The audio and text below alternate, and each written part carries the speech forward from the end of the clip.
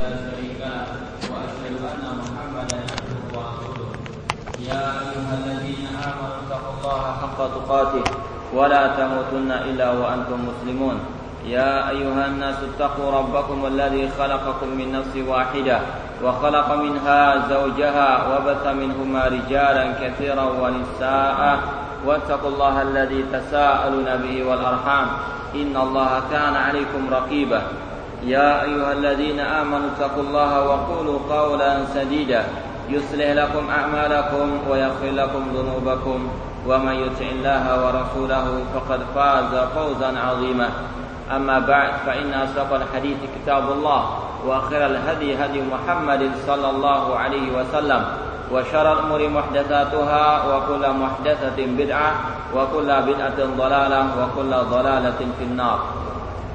Ikhwani fillah rahimani wa rahimakumullah. Kita lanjutkan kembali kajian Lum'atul I'tiqad oleh Muwaffiquddin Ibnu Qudamah Al-Maqdisi rahimallahu taala dengan syarah dari Syekh Muhammad bin Shalih Al-Utsaimin rahimallahu taala. Kita sekarang sampai pada pembahasan kaidah-kaidah dalam memahami sifat-sifat Allah Subhanahu wa taala. Yang pertama yang sekilas kita baca kemarin, Syekh Muhammad bin Shalih Al-Utsaimin rahimahullah mengatakan al-far'ul awal sifatullah kulluha ulia. Semua sifat Allah itu tinggi dan mulia. Sifatu kamalin, sifat yang sempurna, wa madhin, dan sifat yang terpuji. Laisa fiha naqsun biwajhin minal wujuh. Tidak ada kekurangan di dalam nama-nama Allah tersebut sedikit pun. Seperti sifat al-haya, al-ilm, ilmu, al-qudrah, kekuasaan Allah, was-sam'i wal basar, pendengaran dan penglihatan, wal hikmati war rahmati wal 'ulu, sifat bijaksana, kasih sayang, ketinggian dan lain sebagainya dari sifat-sifat Allah Subhanahu wa taala. Liqauli ta'ala walillahil matsalul a'la. Allah berfirman, Allah memiliki al-matal, sifat-sifat yang tinggi yang mulia. Kemudian wali anna rabba kamilun fawajaba kamalu sifatihi. Allah zatnya itu maha sempurna, maka demikian juga dengan sifatnya Allah, sifat yang sempurna. Wa idza kanat sifatu naqsan la kamala fiha fa hiya mumtani'atun. Setiap sifat yang di situ ada celahnya, yang ada kurangnya, tidak sempurna, maka itu adalah sifat yang mumtani'ah, mustahil ada pada diri Allah Subhanahu wa taala. Kal maut, seperti sifat kematian, wal jahal, kebodohan, wal ajaz, kelemahan, was samami wal ama, ayat tuli dan buta, wa nahwi dzalik. Ini bukan termasuk sifat Allah, li'anna subhanahu aqabal wasifina lahu bin nafsi wa nazzaha nafsahu amma yasifunahu bihi minan naqais. Karena Allah sendiri telah memberikan iqab, memberikan sanksi bagi siapa saja yang mensifati Allah dengan sifat kurang. Sebagaimana kita sebutkan dalilnya tentang orang-orang Yahudi yang dilaknat oleh Allah atas apa-apa yang mereka katakan tentang sifat Allah yang mereka tuduhkan. Wa li anna rabba la yumkin an yakuna naqisan li munafatin nafsi lirububiyah. Karena tidak mungkin Allah memiliki sifat kurang, karena hal tersebut bisa meniadakan, bisa mengurangi derajat rububiyah Allah Subhanahu wa taala. Sekarang kita lanjutkan. Wa idza kanat sifatu kamalan min wajhin wa naqsan min wajhin. Kita sudah sepakat bahwasanya sifat Allah itu sempurna dari segala seginya. Kemudian kita menolak sifat yang di sana tidak ada kesempurnaan, bahkan yang ada hanyalah kekurangan. Kita tiadakan, mustahil ada pada diri Allah. Namun sekarang ada sifat yang dari satu sisi itu sempurna, namun dari sisi lain sifat itu sifat yang kurang, sifat yang tercela. Bagaimana kita menyikapi sifat yang seperti itu. Wa idza kanat sifatu kamalan min wajhin, apabila ada suatu sifat yang sempurna dari satu segi, wa naqsan min wajhin, namun dia kurang dalam segi yang lain, lam takun sabitatan lillah. Sikap kita adalah tidak menetapkannya secara mutlak untuk Allah Subhanahu wa taala, wala mumtani'atan alaihi ala sabilil itlaq. Demikian juga kita tidak menolaknya secara mutlak, ya, tidak menetapkan secara mutlak dan juga tidak menolaknya secara mutlak. Bala budda min tafsil. Tapi yang wajib adalah kita memperincinya, memperjelasnya. Fatusbitu lillah fil halil lati takunu kamala. Bagaimana perincian? Bagaimana bentuk perincian tersebut? Di sini dijelaskan kita menetapkan bagi Allah sifat tersebut dari segi yang sempurnanya saja. Wa tamtani alaihi fil halil lati takunu naqsan. Namun kita menolaknya, namun kita menafikannya dari Allah jika sifat tersebut dilihat dari segi yang kurang. Ya, kita hanya menetapkan yang sempurnanya saja, yang baiknya saja, yang tidak baik kita tolak dari Allah Subhanahu wa taala. Apa contoh sifat tersebut? Kal makri, sifat makar. Wal kaid wal khida, sifat makar, sifat tipuan. Nah, wa nahwiha, dan yang semisalnya. Fahari sifatu takunu kamalan. Sifat ini terkadang suatu sifat yang sempurna. Idza kanat fi muqabalati mithliha, apabila untuk melawan, ya, tipuan yang dilakukan oleh orang-orang kafir. Jadi sifat al-makr wal kaid wal khida itu secara asal, ya, secara asal sifat yang tidak baik. Ya, sifat yang tidak baik. Ya, sifat tipu menipu, sifat yang tidak baik. Namun ada sisi baiknya jika hal tersebut ditujukan untuk menandingi makar-makar musuh-musuhnya, makar-makar musuh Allah Subhanahu wa taala. Li'annaha tadullu ala anna fa'ilaha laysa bi'ajizin an muqabalati aduwihi. Mengapa sifat tersebut dikatakan sifat yang sempurna dari satu sisi? Karena sifat tersebut menunjukkan bahwasanya yang memiliki sifat tersebut itu bukanlah zat yang lemah untuk melawan, untuk menandingi makar musuh-musuhnya. Bimithli fi'lihi wa takunu naqsan fi ghairi hadhil hal. Namun sifat makar, tipu menipu ini tidaklah terpuji di selain keadaan yang kita sebutkan tadi. Fatusbit lillahi fil halil ula duna tsaniyah. Maka Anda atau kita menetapkan sifat tersebut bagi Allah dalam keadaan yang pertama, yaitu jika sifat tersebut digunakan untuk menandingi sifat-sifat musuh-musuhnya, sifat-sifat orang-orang kafir. Allah berfirman, wa yamkuruna wa yamkurullah wallahu khairul makirin. Allah atau mereka orang-orang kafir itu membuat makar. Allah pun juga membuat makar, dan Allah lah sebaik-baik al-makirin yang membuat makar. Mengapa kita mengatakan harus kita tetapkan kalau hanya digunakan menandingi sifatnya orang kafir? Ya, karena memang Allah tidaklah menyebutkan sifat tersebut kecuali bergandengan dengan sifat musuhnya, kecuali untuk menandingi sifat-sifat musuh-musuh kaum muslimin. Seperti contohnya di sini, wa yamkuruna, mereka membuat makar, Allah pun membuat makar. Wallahu khairul makirin, dan Allah sebaik-baik pembuat makar. Jadi kita tetapkan sifat makar ini bagi Allah jika memang disebutkan di sana makarnya orang-orang kafir.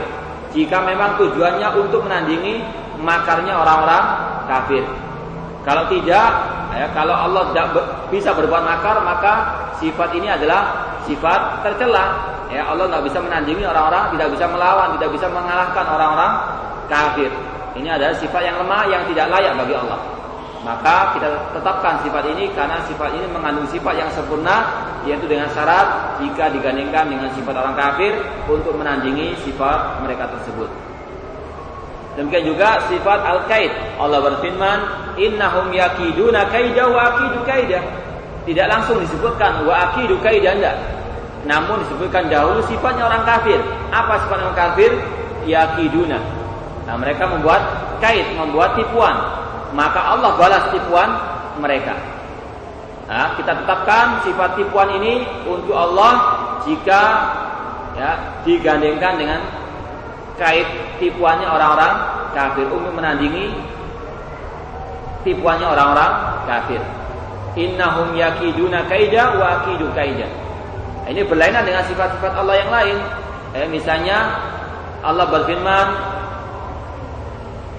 wa huwas samiul basir, dan dia maha melihat dan lagi maha mendengar, lagi maha melihat. Ya, ini langsung disebutkan namanya Allah.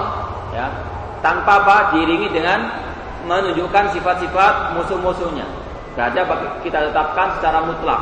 Ini sifat yang sempurna. Namun sifat ini tidak Allah mutlakkan begitu saja. Namun Allah gandengkan dengan sifat-sifat musuhnya. Demikian juga sifat al-khida'. Allah berfirman, innal munafiqina yukhadi'un Allah wa huwa khadi'uhum. Ya, Allah tidak mengatakan wa huwa khadi'un dahulu, enggak. Ya. Sesungguhnya orang munafik itu menipu Allah, wa huwa khadi'un, dan Allah menipu mereka. Sifat khida' ini tidak Allah sebutkan secara mutlak, tanpa ada gandengannya.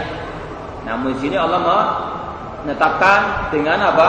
Gandengannya, yaitu sifat khida' orang-orang munafikin. Tujuannya untuk melawan, untuk menunjukkan bahwasanya Allah mampu untuk membalas tipu daya orang-orang munafikin tersebut. Ila ghairi dzalik, dan yang lainnya di antara sifat-sifat Allah yang seperti ini, yaitu tidak Allah sebutkan secara mutlak, namun Allah sebutkan dalam rangka untuk menandingi sifat-sifat musuhnya. Fa idza qila hal yusafullah bil makri matalan. Kemudian apabila ditanya, apakah Allah bisa disifatkan dengan sifat al-makr, tipu daya? Fala taqul na'am. Jawabnya, jangan Anda mengatakan ya secara mutlak, wala taqul la. Demikian juga jangan Anda mengatakan tidak, ya. Walakin akan tetapi kul, katakan huwa makirun biman yastahiqu dzalik. Tapi katakanlah, dia Allah memberikan, mengadakan tipu daya bagi yang berhak untuk mendapatkannya. Jadi tidak boleh ditetapkan secara mutlak. Jangan Anda mengatakan Allah makir, tidak boleh. Atau jangan mengatakan Allah laisa bimakir, jangan. Ya, tapi katakan huwa makirun biman yastahiqu dzalik. Tapi katakanlah Allah itu makir, membuat makar bagi yang berhak untuk mendapatkannya. Karena kalau Anda mengatakan Allahu makir saja, itu adalah sifat yang tercela. Ya, sifat tipu daya itu sifat yang tercela, tidak layak untuk Allah Subhanahu wa taala.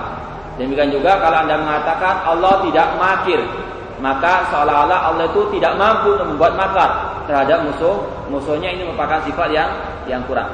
Maka sekali lagi dijelaskan dengan apa? Perinciannya. Ini kaidah yang pertama. Secara asal sifat Allah itu semuanya mulia. Sifat yang sempurna, tidak ada kekurangan sama sekali. Ini kebanyakan sifat Allah. Kalau ada sifat yang kurang dalam segala sisinya, maka tidak boleh ditetapkan oleh Allah. Namun kalau ada sisi yang baik, sisi yang jelek, maka kita perinci sifat tersebut. Sekarang al-far'u tsani, cabang kedua daripada kaidah tentang sifat-sifat Allah. Sifatullah tanqasimu ila qismain. Sifat Allah itu terbagi menjadi dua bagian. Subutiyatun wa salbiyatun. Sifat yang ditetapkan dan sifat yang ditiadakan.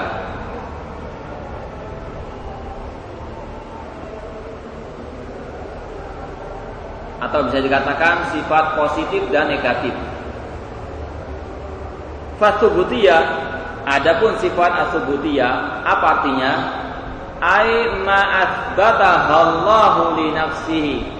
Sifat subutiyah atau sifat yang positif ini adalah sifat yang ditetapkan oleh Allah untuk dirinya. Sifat yang Allah tetapkan untuk dirinya.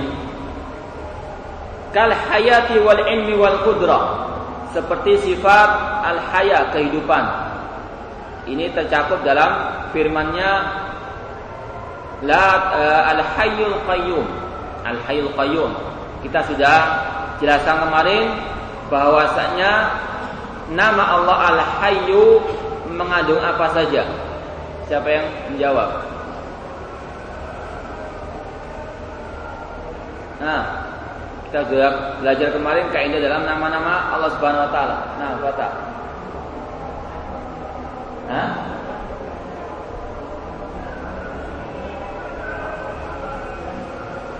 Dan sifat Allah Al-Hayyu, nama Allah Al-Hayyu ini mengandung dua hal, yaitu yang pertama menunjukkan akan sifat, menunjukkan akan zatnya Allah, zat yang maha hidup, dan juga menunjukkan akan apa?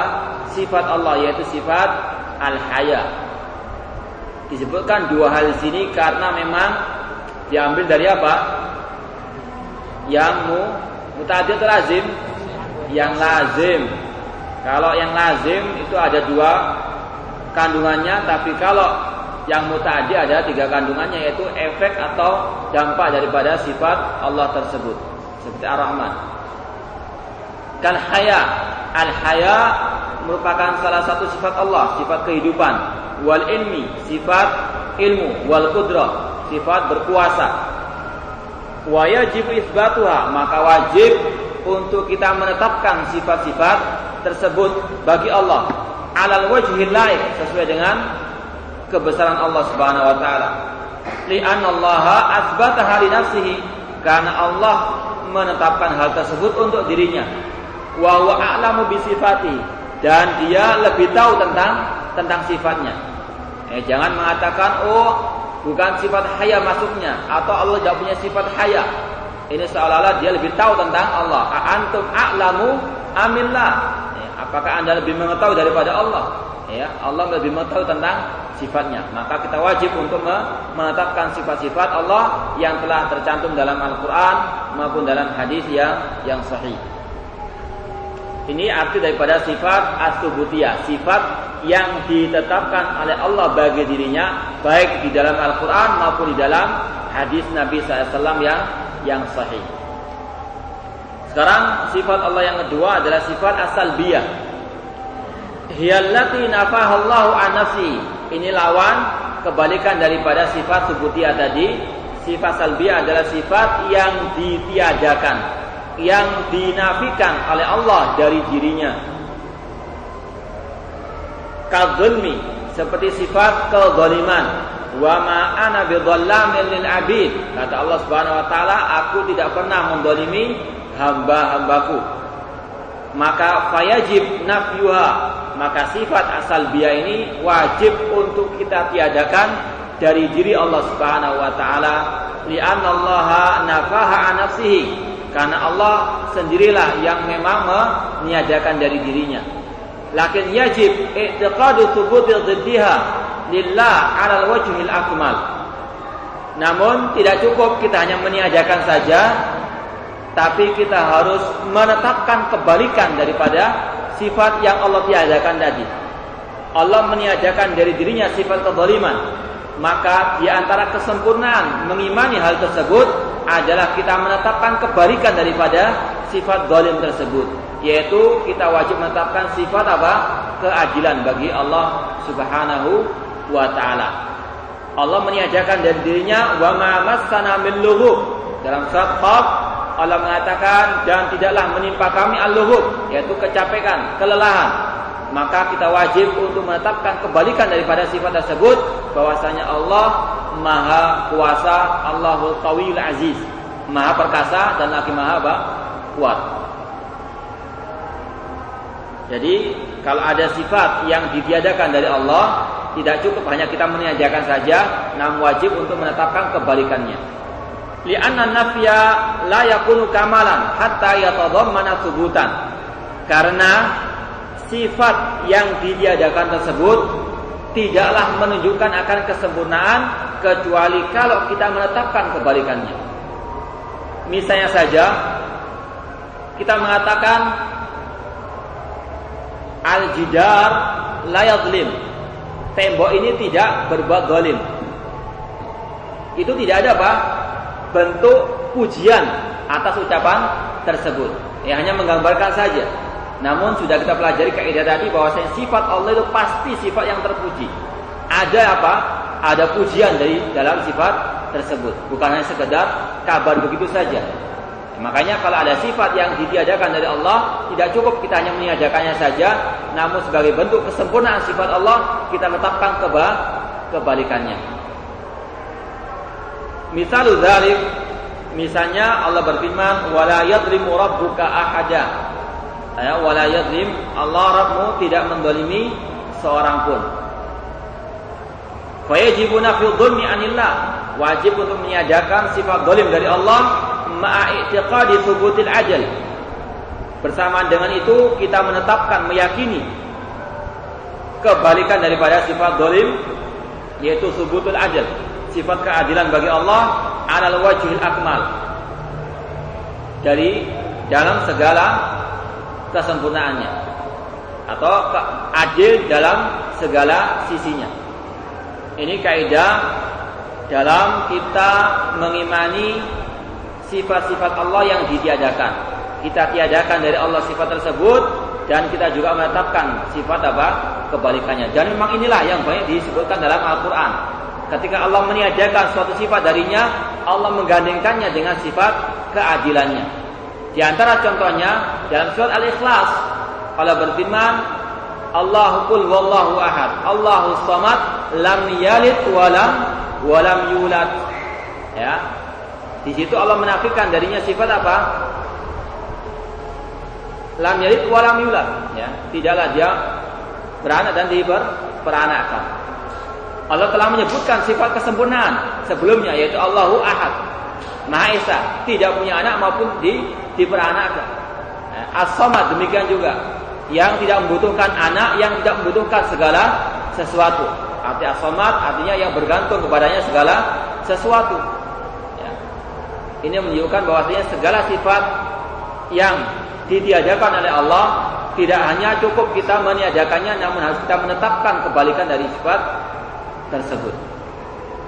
Ini makna sifat as-subutiyah dan sekaligus sifat as-salbiyah. Sifat Allah dilihat dari segi al-isbat wan nafi, dilihat dari segi ditetapkan atau ditiadakannya, ada dua.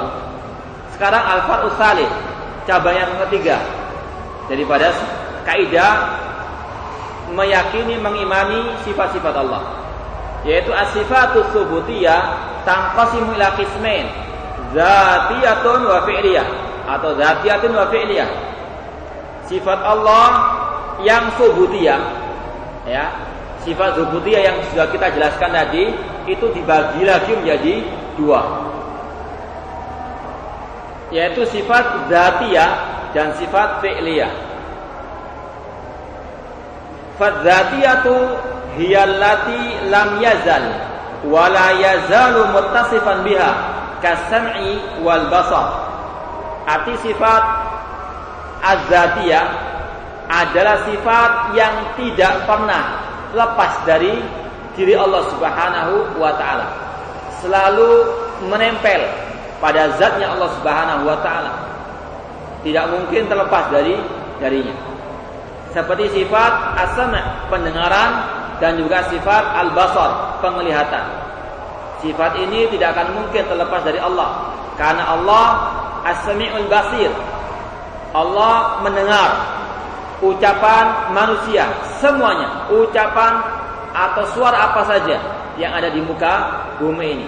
Tidak ada yang terluput dari pendengarannya Allah Subhanahu wa taala. Maka mustahil sifat ini terlepas dari dirinya. Demikian juga sifat al-basar, penglihatan. Demikian juga sifat al-yad, ya, al-yad, al-wajh, tangan Allah, wajah Allah ini adalah sifat dzatiyah. Yang artinya tidak mungkin terlepas dari Allah sekejap apapun. Nah, kemudian sifat yang kedua wal fi'liyah, sifat fi'liyah. Apa arti sifat fi'liyah? Hiyallati tata'allaq bi masyiatihi in syaa'a fa'alaha wa in syaa'a lam yaf'alha. Sifat fi'liyah adalah sifat yang berkaitan dengan kehendak Allah. Kapan Allah menghendaki, Allah melakukannya. Dan kapan Allah tidak menghendaki, Allah tidak melakukannya. Berarti apa? Berarti pada suatu saat sifat ini terlepas dari dirinya Allah Subhanahu wa ta'ala. Tidak selalu melekat pada dirinya.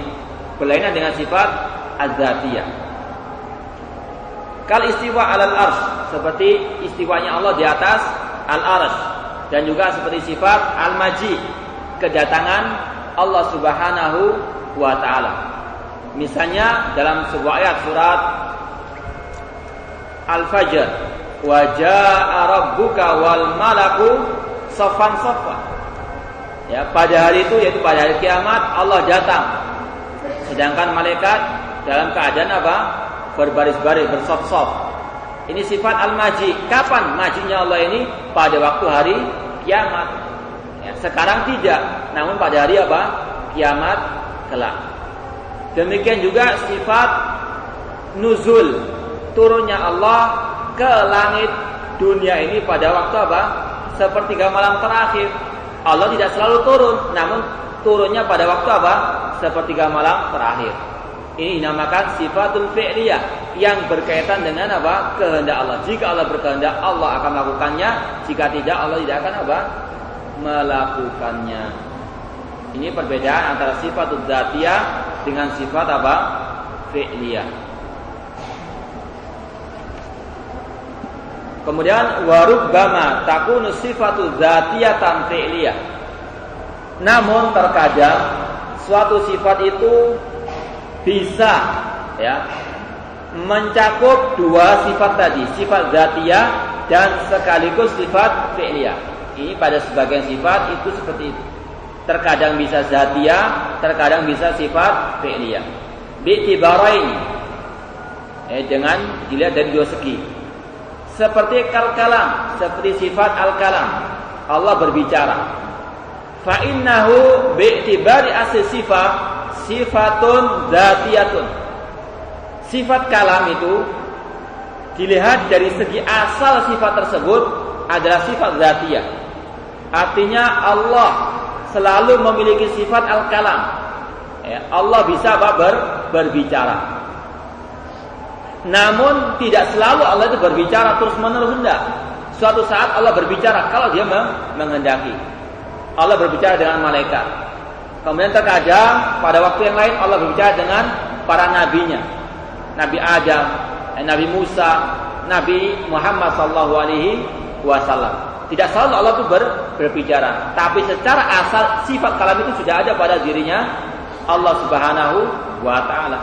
Karena kalau kita mengatakan Allah berbicara hanya pada waktu dikehendaki, namun tidak punya sifat asal sifat kalam tersebut, maka ini adalah sifatun naqs, sifat yang kurang. Ya, karena apa? Karena sifat kalam termasuk sifat yang sempurna. Manusia saja kalau tidak punya, ya, sifat kalam, nggak bisa berbicara sejak lahir, itu sifat yang apa? An-naqs. Ya, maka Ahlussunnah mengatakan setiap sifat yang tidak layak bagi manusia, maka Allah lebih layak tidak disifati dengannya. Ya. Maka sifat al-kalam secara asal itu Allah sudah punya. Namun kapan Allah berbicara? Kalau dia menghendakinya. Jadi dilihat dari asal sifat ini, Allah memiliki sifat kalam secara sifat dzatiyah. Namun dilihat dari segi kapan Allah berbicara, ini dikatakan sifat apa? Sifat fi'liyah karena berkaitan dengan masyiatullah, kehendak Allah Subhanahu wa ta'ala. Kal-kalam seperti sifat kalam, fa innahu bi'tibari asli sifat sifatun dzatiyah. Dilihat dari sifat, ya, asal sifat tersebut dinamakan sifat dzatiyah. Li'anna Allah lam yazal wa la yazalu mutakalliman. Karena senantiasa Allah itu sanggup untuk berbicara. Wa bi'tibari ahadil kalam. Namun dilihat dari segi kapan Allah itu berbicara, maka dikatakan sifatun fi'liyah, sifat fi'liyah. Li'annal kalam muta'alliqun bimasyiatihi. Karena kalam Allah, firman Allah itu muta'alliqun, berkaitan dengan kehendaknya. Yatakallamu bimasya'a matasya. Dia berbicara dengan apa yang dia kehendaki dan kapan dia menghendakinya. Tidak selalu tiap detik Allah berbicara, enggak. Namun sifat asalnya itu sudah ada pada diri Allah Subhanahu wa taala. Ini yang berkaitan dengan kaidah dalam memahami sifat-sifat Allah Subhanahu wa taala. Sekarang kita lanjutkan al-far'ur rabi', cabang yang keempat dalam mengimani sifat-sifat Allah. Kullu sifatin min sifatillah fa innahu yatawajjah 'alaiha thalathatu as'ilah. Setiap sifat Allah itu bisa diajukan 3 pertanyaan. Ya. Atau ya bisa diajukan 3 pertanyaan. As-su'alul awwal, hal hiya haqiqiyatun wa limadha? Apakah sifat Allah itu hakikiyah dan mengapa bisa dikatakan demikian? Hal yajuzu takyifuha wa limadha?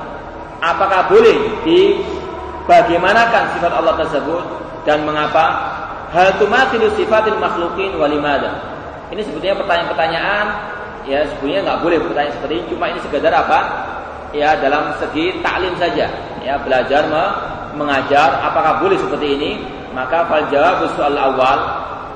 Adapun kalau kita ditanya apakah sifat Allah semua hakiki, maka kita mengatakan na'am hakikiyatun. Sifat Allah semuanya hakikat. Ya tidak ada yang majaz, semuanya adalah hakiki, apa adanya sesuai dengan dohir ayat maupun hadis Nabi SAW. Li'anal asla fil kalam al haqiqah. Karena secara asal ucapan itu dihukumi secara hakikat, bukan secara majaz. Fala yu'jal anha illa bidalilin sahih yamna'u minha. Maka tidak boleh kita berpaling dari zahir hakikat ya sifat Allah tersebut kecuali kalau ada dalil yang sahih yang menunjukkan akan hal yang menyimpang dari yang zahir tersebut. Misalnya saja ya kita contohkan, dan ini dibawakan oleh Syekh Muhammad bin Shalih Al-Utsaimin dalam kitab beliau Al-Qawaidul Muslah. Nabi SAW pernah bersabda tentang hadis wali. Man adali waliyan faqad azantuhu bil harbi wa ma taqarraba ilayya abdi bi syai'in ahabba ilayya mimma aftaratuhu alayhi wa la yazal abdi yataqarrabu ilayya bin nawafil hatta uhibbahu fa idza ahbabtu kuntu sam'ahu alladhi yasma'u bihi wa basara alladhi yubsiru bihi wa yadahu allati yabtishu biha wa rijlahu allati yamshi biha wa la in sa'alani la'utiyanna wa la in sta'adani la'u'idanna. Hadis riwayat Bukhari, bisa dilihat dalam Arba'in Nawawiyah. Nabi mengatakan, barang siapa kata Allah dalam hadis qudsi yang memusuhi waliku maka akan mengumumkan perang kepadanya. Siapa wali Allah itu? Sifatnya tidaklah hambaku itu mendekatkan dirinya kepadaku dengan suatu hal yang lebih aku cintai daripada mafsaratu alaih yang aku wajibkan kepadanya. Kemudian senantiasa hambaku itu mendekatkan dirinya kepadaku dengan melaksanakan yang nawafil, yang sunnah-sunnah, sehingga aku mencintainya. Jika aku mencintainya atau jika aku telah mencintainya, maka aku menjadi sam'ahu, pendengarannya yang dia mendengar dengannya. Dan aku akan menjadi penglihatannya yang dia melihat dengannya. Dan aku menjadi tangannya yang dengannya dia memukul, yang dia berjalan dengan kakinya tersebut, aku menjadi kakinya dan sebagainya. Ya seolah-olah secara zahirnya apa? Ya Allah menjadi tangannya wali, Allah menjadi kakinya wali, Allah menjadi pendengarannya wali. Seolah-olah apa? Wahdatul wujud, manunggaling kaula Gusti, bersatunya Allah dengan wali, dengan makhluknya. Apakah ini zahir hadis tersebut? Ya. Kata Syekh Muhammad bin Shalih Al-Utsaimin, tidak. Ya, zahir hadis tersebut bukan hal itu. Ya kalau kita mengatakan mengapa kalian menakwil-nakwilkan, misalnya kalau ada orang wahdatul wujud, orang sufi yang wahdatul wujud mengatakan ini adalah bukti ya adanya wahdatul wujud, kita katakan tidak. Karena apa? Konteks hadis tersebut menunjukkan akan adanya dua hal, al-khaliq wal makhluk, yang tidak akan mungkin bisa bersatu. Di dalam awal hadis tersebut Allah mengatakan man adali waliyan, barang siapa yang memusuhi waliku. Ada dua, ya, Allah dan wali-walinya. Kemudian Allah mengatakan wa ma taqarraba ilayya abdi, dan senantiasa hambaku. Ya, kalau bersatu nggak ada lagi hamba, nggak ada lagi Tuhan. Ya semuanya sama. Ya. Namun Allah membedakan dalam hadis itu ada dua, tetap ada dua yang terpisah, hamba dan Allah Subhanahu wa taala. Kemudian juga pada akhir hadis tersebut dikatakan man idza sa'alani la utiyanna. Jika dia meminta, aku akan memberikan. Kalau bersatu sudah ada, enggak ada lagi yang meminta, enggak ada yang memberi. Ya, maka tetap hadis itu mengatakan beda antara wali dengan Allah Subhanahu wa taala. Tidak mungkin bisa bersatu. Manunggalun kaula Gusti tidak ada. Wahdatul wujud tidak ada.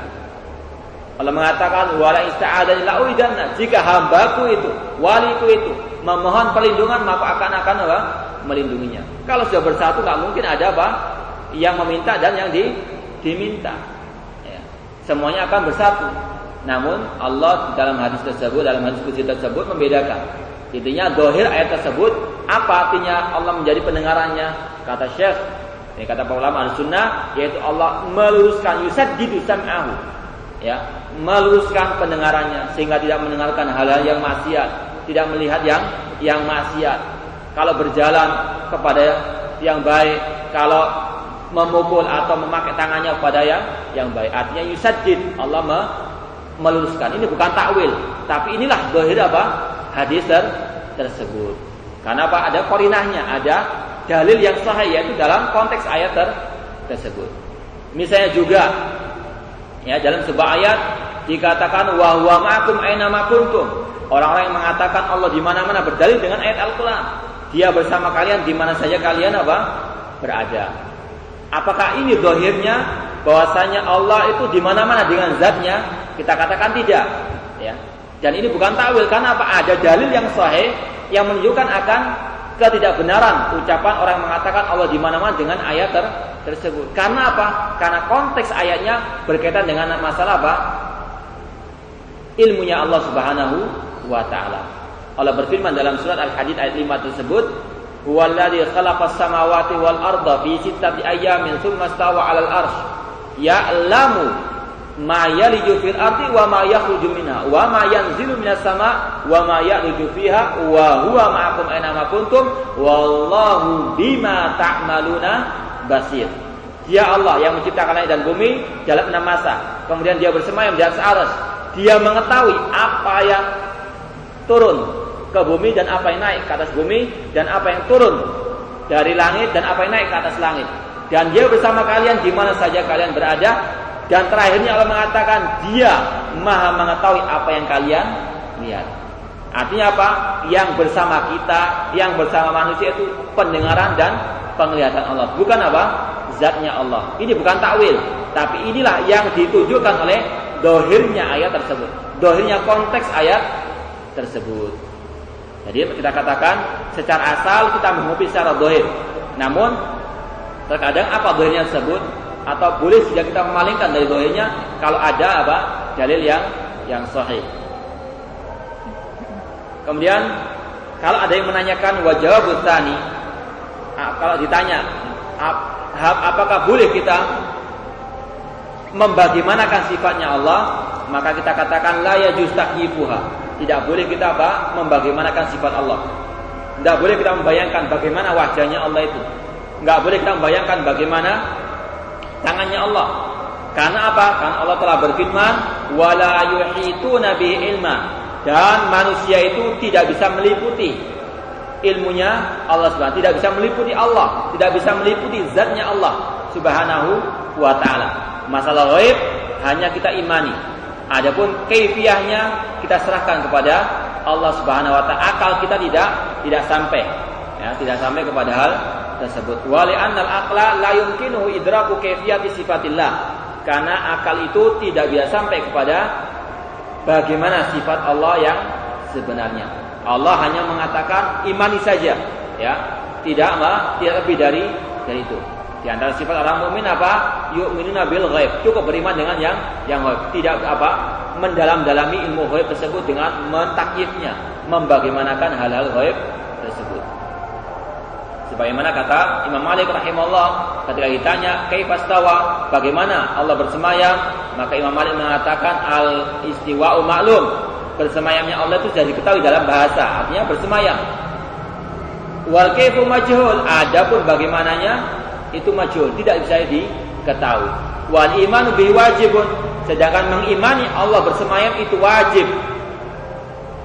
Wa su'alu anhu bid'ah, sedangkan bertanya bagaimana sifatnya Allah itu adalah pertanyaan yang bid'ah. Kenapa? Karena para sahabat orang yang paling antusias dalam bertanya kepada Nabi SAW dalam masalah agama. Mereka adalah orang yang paling bersungguh-sungguh dalam bertanya untuk mencari ilmu agama ini, untuk memahami agama ini. Namun tidak ada satu riwayat pun mereka bertanya tentang bagaimana sifatnya Allah, bagaimana zatnya Allah. Tidak pernah. Maka kalau ada orang yang bertanya tentang hal itu, maka mereka telah menyelisih metodenya para sahabat dalam bertanya tentang masalah agama ini. Mereka bertanya tentang masalah thaharah, bertanya tentang masalah akidah-akidah yang lainnya, ya. Namun tidak pernah bertanya tentang bagaimana sifatnya Allah Subhanahu wa taala. Tugas kita mengikuti jejaknya para sahabat hatta dalam bertanya. Kemudian wajawab tsani, yang kedua, yang ketiga, kita kalau ditanya apakah sifat Allah sama dengan sifat makhluknya, maka jawabannya la tumathilu sifatul makhlukin, atau la tumathilu sifatul makhlukin. Sifatnya Allah tidak menyerupai sifat makhluk sama sekali. Allah berfirman laisa kamitslihi syai'un, tidak ada sesuatu yang serupa dengan Allah. Namanya sama, namun hakikatnya tidak bisa disamakan. Allah punya wajah, manusia juga punya wajah, tapi wajah Allah sesuai dengan kebesaran Allah dan wajah manusia sesuai dengan manusia itu sendiri. Ya, ilmunya Allah itu berlaku pada dirinya Allah, ilmunya manusia berlaku pada manusia. Ilmunya Allah lebih sempurna, tidak didahului oleh kejahilan dan tidak diiringi oleh kelupaan. Tapi sifatnya, ilmunya manusia adalah didahului oleh kebodohan dan diikuti oleh kelupaan. Beda, namanya sama namun hakikatnya tidak sama. Wa li'anna Allah mustahiqun lil kamal ala la ghayata fawqahu fala yumkin an yumathil al makhluq li'annahu naqis. Kenapa tidak sama sifat Allah dengan sifat makhluk? Karena Allah maha sempurna, ya, tidak ada yang lebih daripada Allah Subhanahu wa taala. Maka tidak mungkin makhluk menyerupai Allah, karena apa? Makhluk adalah naqis, ya, zat yang maha kurang. Adapun Allah zat yang maha sempurna. Kalau zatnya maha sempurna, demikian juga sifatnya sempurna. Sedangkan makhluk, kalau zatnya itu zat yang kurang, maka demikian juga dengan sifatnya. Kemudian wal farqu baina tamtsil wa takyif. Apa bedanya tamtsil dengan takyif? Ya, anna tamtsil dzikru kaifiyati sifah muqayyadatan bi mumathilin. At-tamtsil menyerupakan Allah itu artinya seperti kita katakan tadi, tangan Allah seperti tangan manusia, wajah Allah seperti wajah manusia. Ini tidak dibolehkan, ya. Itu namanya at-tamtsil. Laisa kamitslihi syai'un, tidak ada yang serupa dengan Allah. Adapun takyif, membagaimanakan, itu artinya dzikru kaifiyati sifah ghairu muqayyadatin bi mumathilin, yaitu membagaimanakan sifat Allah tanpa mengikatnya dengan suatu sifat tertentu. Membayangkan saja, oh mungkin sifat Allah seperti ini, mungkin seperti ini. Nah, ini termasuk at-takyif yang diharamkan, karena akal manusia tidak sampai kepada hal tersebut, dan Allah ghaib zatnya, demikian juga dengan sifatnya. Misalu tamtsil, contohnya at-tamtsil menyamakan Allah, yaitu ayyakula qail, ada orang kalau mengatakan yadullah kayadil insan, tangan Allah seperti tangan manusia, ini namanya tamtsil. Ini merupakan penyimpangan dalam masalah sifat Allah. Wa misalu takyif, adapun misal dalam membagaimanakan an yatakhayyal, ya, ada orang yang berkhayal, ya, tentang bagaimana tangannya Allah tersebut. An yatakhayyal liyadillah kaifiyatan muayyanatan, ya, membagaimanakan, mengkhayalkan zatnya atau tangannya Allah Subhanahu wa taala. La matila laha fi aidil makhluqin, yang tidak ada contohnya dalam tangannya makhluk.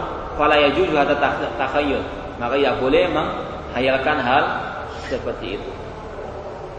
Yang terakhir, al-qaidatur rabi'ah, kaidah yang keempat daripada mengimani sifat-sifat Allah, fima naruddu bi alal mu'attilah, bagaimana caranya kita membantah orang-orang yang meniadakan sifat Allah Subhanahu wa taala ataupun yang menyelewengkan, yang mentakwil sifat Allah Subhanahu wa taala.